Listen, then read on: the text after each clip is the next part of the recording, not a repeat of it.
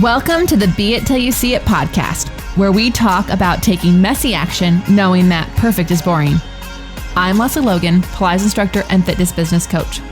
I've trained thousands of people around the world, and the number one thing I see stopping people from achieving anything is self-doubt. My friends, action brings clarity, and it's the antidote to fear. Each week, my guests will bring bold, executable, intrinsic, and targeted steps that you can use to put yourself first and be it till you see it. It's a practice, not a perfect. Let's get started.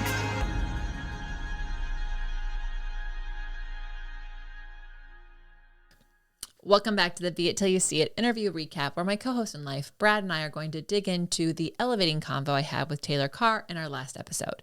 If you haven't yet listened to that interview, feel free to pause this now, go back and listen to that one, and then come back and join us. Join us. So Brad is going back to Cambodia soon.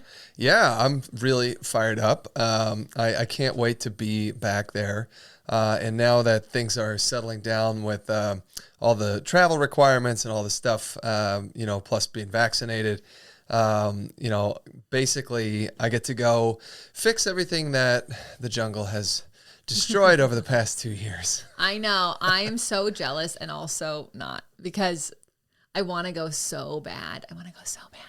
But I don't want to fix any doors. I just want to be there. So I'm going to let you and maybe I think my it's a dad combination of doors, electricity, washing machine.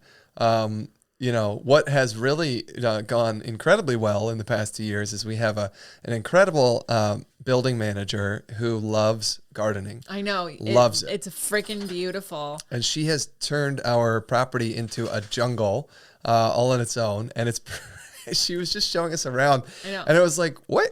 There's a tree there now? Yeah. How did that? Yeah. It's only been 2 years. Yeah, she planted it 2 years ago. So that's what happens in the jungle. Things grow really quickly.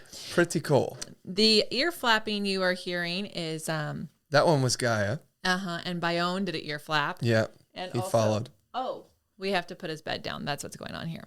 Okay, there you go, bud. So anyways, Brad's gonna be going there, and I don't know. I guess if we haven't recorded episodes while you're gone, I'll just have to have like past guests take your place. Ooh, or I know one person who volunteered. I know. Yes. Claire. Yeah, she's so excited. Which is she's actually like, so fitting. He could totally take a break and I could take his place. Well, and it's so fitting because today's guest we're recapping is actually a friend of Claire Solly. She's the reason why we talked to her. How about that? Yeah.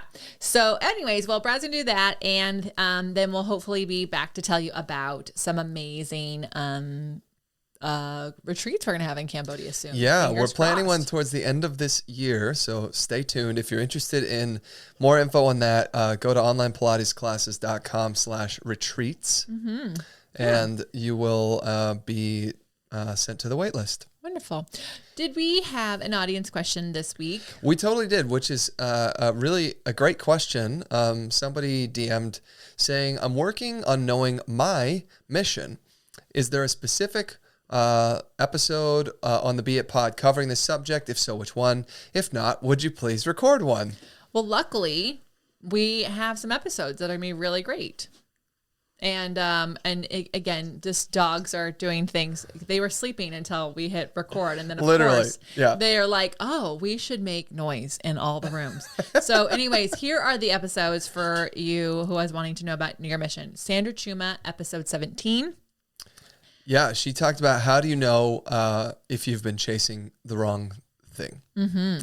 Yeah, and I really love how she discovered that for herself, and I think it's a really inspiring story. And I think it's inspiring. How she discovered it was through a full-blown breakdown. So that part of it, not so fun. But, the advice that came from that, fantastic. Yeah, but I think also, like, you're not supposed to take anyone's rock bottoms away. So, that is, yeah. So I think it's really great. I hope the person listening to this is not trying to hit a rock bottom to find their mission, but there you go. Okay, so then we have Corrine Walsh, episode 27. Is your hustle now just a hassle? Yeah, anything that comes to like business or mission or future, like trying to figure things out, we we always go back to Corrine. She is, one of our coaches. My goodness, she is just brilliant. She really is. So listen to her on that, and then dive into all of the two things. Like, go to both those ladies on Instagram and just deep dive on them. And I promise you'll be like, oh yeah, this should be. Oh. Anyways. I love it. All right. Now let's talk about Taylor Carr. Taylor Carr is a clinical hypnotherapist and a success and manifestation coach. After healing herself from an incurable disease, say that 3 times fast, in her early 20s, she dove into the world of natural healing and discovered the law of attraction, energy, mindfulness, sensual healing, and the power of the subconscious mind. She now helps people around the world infuse their work with the feminine and create the success, confidence, and love they desire. So this was a very interesting episode to listen to her talk about how she really felt like the life had pulled the rug out from her in her early 20s when she was like just getting to LA and was just about to go do her thing. And then it was like, congratulations, incurable disease. I mean, but also talk about another week of like things happening for you, because if she hadn't gone through that, she would never have made that video, and then she wouldn't be on the path that she is, and now she of what she's doing. And so it is, you can like, woe is me, and just like go, okay, I have an incurable disease, or you could take some action and go for it. And it's just it's really inspiring. Well, I mean, she said it, she actually said it's the best thing that ever happened to her. And I thought, wow, that is an incredibly powerful statement to hear. I had an incurable disease, and it's the best thing that ever happened to me. Yeah, and so changed her life dramatically. We have an episode coming out in a couple of weeks where another similar thing, like injury, illness issue that like basically put her on the path to her career. So super excited to hear that. So I really loved that she talked about so many things. There was so many things. Of course, I am a CEO. Working on it, even though I'm not the CEO, but I want to be a CEO. Yeah. But I really did love the knowing you are enough. You're strong enough, you're courageous enough, and you can get through it. And I think like, if you are like, yeah, people say that all the time. No, like, but how, like, I just finished with Elevate Weekend number 2, and I had them on mute, and I did a breathwork session with them. And I had them just say out loud, because no one can hear them but themselves, I am enough, over and over again. And do you know how hard it was for them to even say it? Some of them were not saying it. I said, I can read lips. You either move your lips or you're not moving your lips. And when they started even just saying that I am enough, that's when it gets really emotional. Like when you actually say the words out loud, not in your head, out loud. And so I think, I am enough. Mm-hmm. Yeah. And say it again. I'm enough. And again. I'm enough. And like things change in your body. Like, yeah. Right. I literally feel it. Like it, that was weird. Right.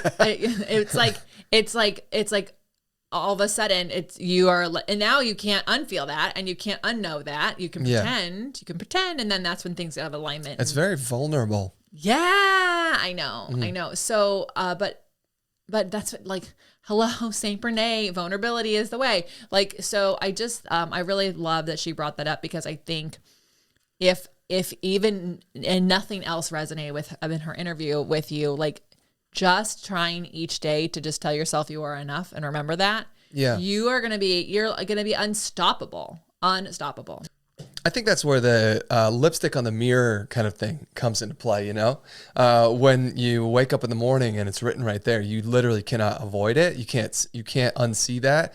And, when I think that it will strike a chord with you again each time you see it, having gone through that vulnerability with yourself. Yeah. I'm going to change. I was just thinking of saying that, like, as I pour my water from our new pot that takes over a minute, and I had to switch my morning routine because it takes a minute to pour this water. I don't know why it takes a minute, but it does. So I started doing my gratitude practice while I'm like, okay, I'm really grateful for this. Do you know how many gratitudes you can put in a minute? A lot, even if you talk slow. It's got the gooseneck. It's really beautiful. And it's It is, but it heats water up so fast. I love it. But anyways, I think I'm gonna write out a bunch of like these mantras and put them on the refrigerator, and then as I'm pouring, to say those. That's cool. Because that, I think, I've been doing my gratitudes and my morning pages, and so now I'm like, well, I already did my gratefulness, and so now I'm just watching water pour. So we're changing it up. Thank you, Taylor. All right, what did you love? Okay. Okay. So she kind of glossed over this in the middle of the interview, but I latched onto it because I didn't quite follow it. And I literally pulled up a bunch of, doing what Brad does. I Googled a bunch of shit and I came back and I was like, okay, this is way more clear to me now. And I wanted to pass this along. So she talked about stage hypnosis, right? And I was a little confused because I thought, like, that's what she was saying that she does. And I started reading stage hypnosis versus, and then it came down, there's hypnosis and there's hypnotherapy. Okay. Right. And so the stage hypnosis is what you might see in the movies. It's more of an entertainment kind of a thing.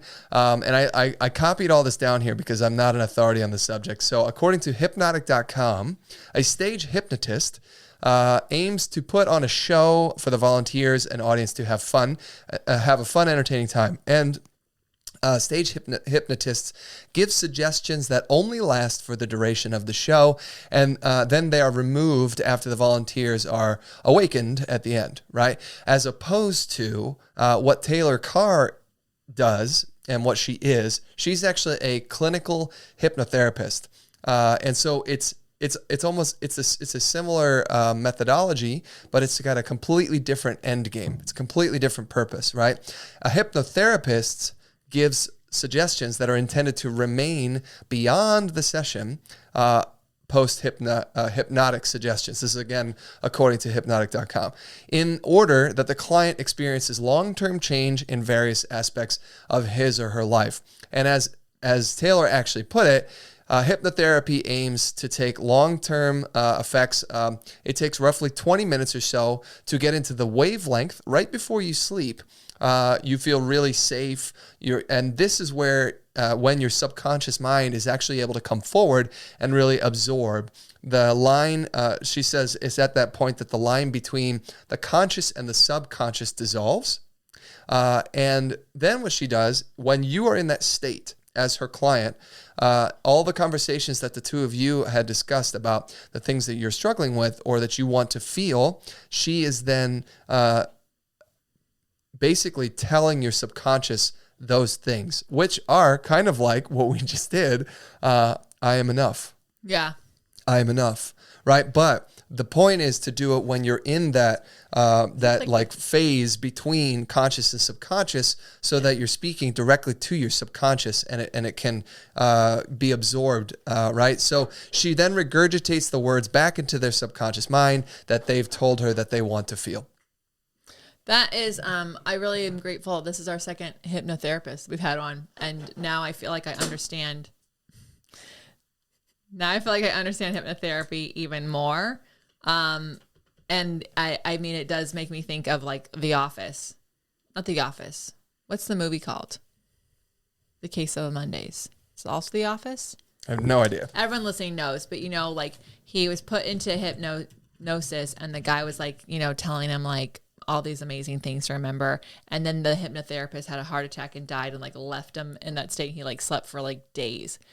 It was not The Office, the show, but it was like a movie, Office Space. Oh, it's Boom. Office Space. It's the beginning of Office Space. Yes. So now I feel like I understand that whole scene more. I feel like my life is complete. Okay. Well, I think there's just, go back and listen. If you haven't listened to the episode, there's so many other points in there because she really does like tell you a lot of things about what she's doing and how she got there. Yeah. And I think people will resonate with different talking points. And so I love to hear which one you resonate with. All right, so finally, let's talk about those beit action items. What bold, executable, intrinsic, or targeted action items can we take away from your convo with Taylor Carr? I'm going to jump right in and say she talked about evaluating your thoughts. Because they create your reality. So she said, look at your thoughts to change your reality, because thoughts create your feelings, and your feelings create your reality. And this, I read this resonated with me. I really connected with this because when I was younger, I had like a whole sequence of like, you know, then it turns into what you speak, you know, so you're like, your thoughts create your feelings, and then your feelings are creating your reality. But your thoughts are creating your feelings. Your feelings are going to change how you speak, right? And the way you speak is what comes into existence, and it becomes the reality that you're creating. So it's kind of crazy to think about that. It's like a whole confirmation bias. You just put yourself in a loop and you just stay there, and then you prove yourself correct, and so then it becomes a belief that is really hard to undo. Yeah. So you know, like. Mull that over. Like, think about that. How we think ultimately shapes our own reality, right? And so what influences how we think? Well, things that we hear, things that we see, people we hang out with, you know, all that. Like everything that we're influenced by, whether that's from, you know, TV to books to magazines to movies to, you know, people to where we, you know, how we grew up. You know, the environments that we put ourselves in, all of that stuff shapes how we think. So it's very, very, I mean, there could be a whole podcast on literally this topic all by itself. Find a guest. Anyways, I agree. I like that one too. Yeah. My beit action item that I loved is leaving fear behind and doing the thing anyway. She said, you're never going to be ready. If you wait to be ready, you'll wait for your entire life. I think like that would, I think that you wait so long that it goes by whatever you were trying to be ready for. And so you're like, oh, can't do that. Now it's been done by 1 million people. No one wants it anymore. And so then you're almost scared to come up with another idea. Like you going back into this like vortex you put yourself in. I mean, the reality is that like, you know, you're just going to be exactly scared. This. It ties in directly to what we just talked about. Yeah. You're going to be scared. You're doing something you've never done before. You're going to be scared. If you're not scared, you should go see someone. I think you might be like a sociopath, narcissist, psychopath. Like there's something else going on there, you know, like to tell, like, I know if you've listened to this podcast ever before, you've heard me say it, but like, I literally do things scared. I'm scared all the time. I'm afraid it's going to be like when Maya Angelou said that quote, like someday they're going to find out that I don't know what I'm talking about. I'm like, yep, all the time.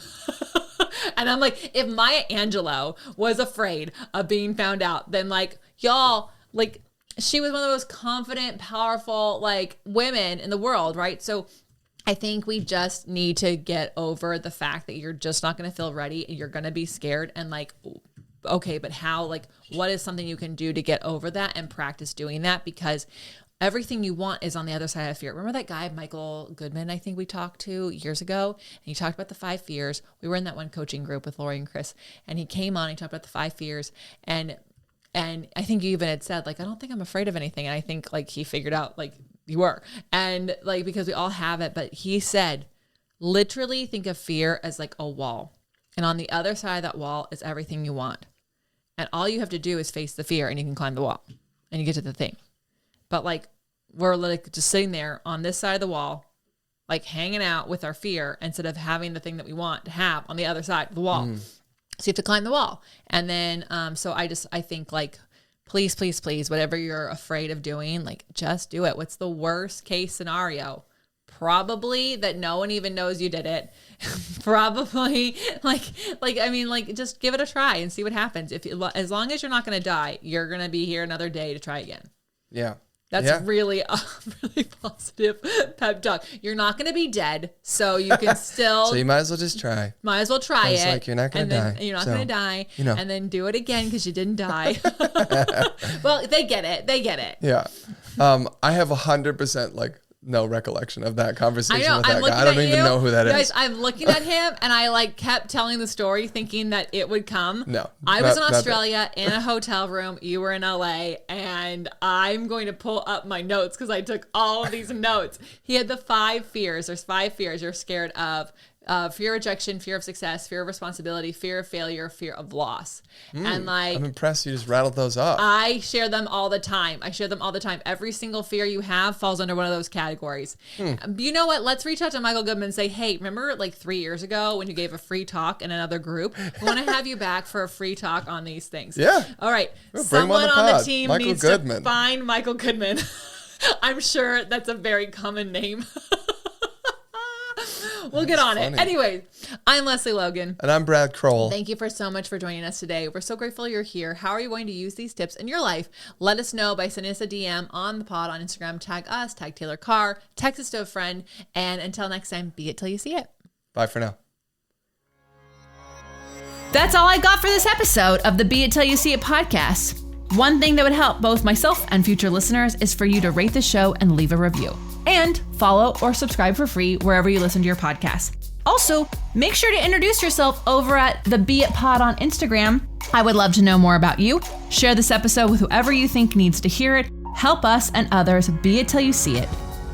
Have an awesome day. Be It Till You See It is a production of As the Crows Fly Media. It's written, produced, filmed, and recorded by your host, Lesley Logan, and me, Brad Crowell. Our associate producer is Amanda Frattarelli. Kevin Perez at Disenyo handles all of our audio editing.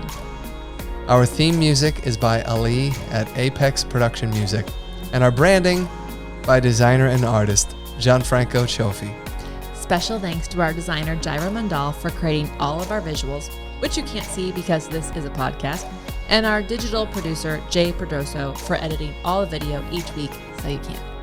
And to Angelina Herrico for transcribing each of our episodes so you can find them on our website. And finally, to Meredith Crowell for keeping us all on point and on time.